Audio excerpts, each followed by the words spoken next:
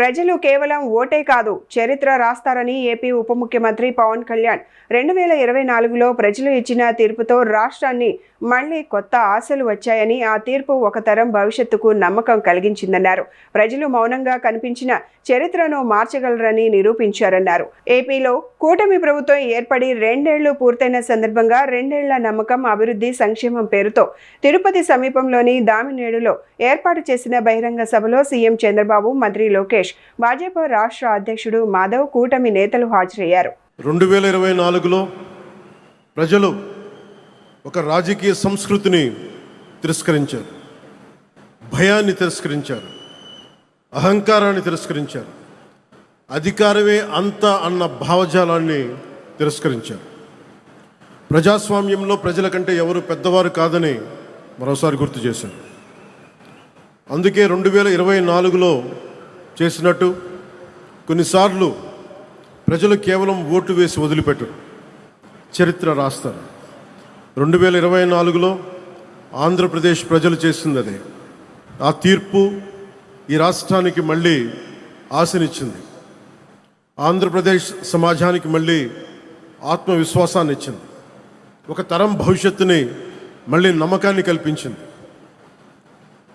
ప్రజలు మౌనంగా కనిపించిన అవసరం వచ్చినప్పుడు చరిత్రని మార్చగలరని మరోమారు నిరూపించిన సందర్భం అది. 2 ఏళ్ల క్రితం మీరిచ్చింది కేవలం అధికారం కాదు, ఒక బాధ్యత. ఆ బాధ్యతని గుర్తుంచుకుంటేనే ఈరోజు మీ ముందుకు వచ్చాం.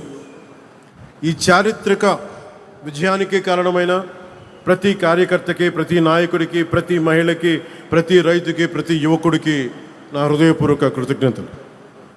ఈ విజయం కేవలం తెలుగుదేశం పార్టీదో, భారతీయ జనతా పార్టీదో, జనసేన పార్టీదో కాదు, ప్రజల విజయం ఇది. ఇది అహంకారం, విధ్వంసంపై ప్రజాస్వామ్యం సాధించిన విజయం. ఈ కూటమి ఆంధ్రప్రదేశ్ పునర్నిర్మాణం కోసం ఏర్పడిన కూటమి. ఈ కూటమి అధికారాన్ని పంచుకోవడానికి కాకుండా బాధ్యతని పంచుకోవడానికి ఏర్పడింది.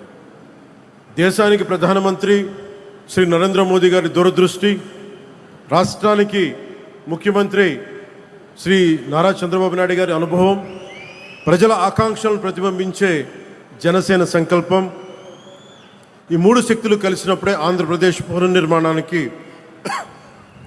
బలమైన పునాది ఏర్పడింది.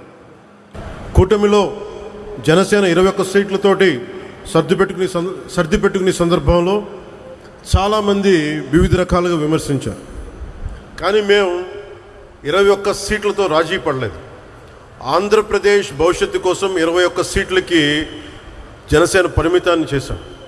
ఆ త్యాగానికి ప్రజలు ఇచ్చిన సమాధానమే 100% స్ట్రైక్ రేట్. 2 ఏళ్ల క్రితం మేము ఇచ్చిన హామీలు ఈరోజు ఒక్కొక్కటిగా ఆచరణలో కనిపిస్తున్నాయి. పెరిగిన వృద్ధాప్య పెన్షన్లు, మహిళలకి ఆర్థిక భరోసా, ఉచిత గ్యాస్ సిలిండర్లు, మహిళలకి ఉచిత బస్సు, రైతులకి అండా, అన్నా క్యాంటీన్లు, విద్యకి ప్రాధాన్యత, యువతకు ఉపాధి అవకాశాలు, మేము చెప్పింది ప్రతిదీ ఆచరించి బలంగా ముందుకు తీసుకెళ్తా ఉన్నాం.